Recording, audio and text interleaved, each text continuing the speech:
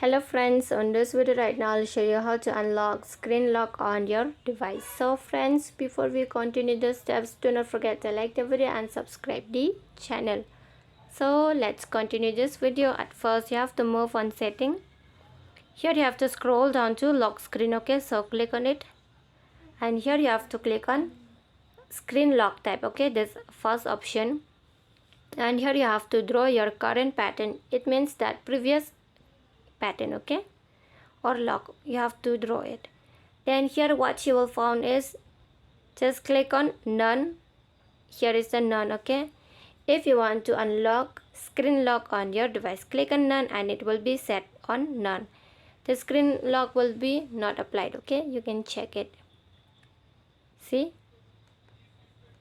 it has been removed from your screen lock. Okay, just click on none. So friends, if you love the video, do not forget to like the video, share the video and subscribe the channel, and thanks for watching.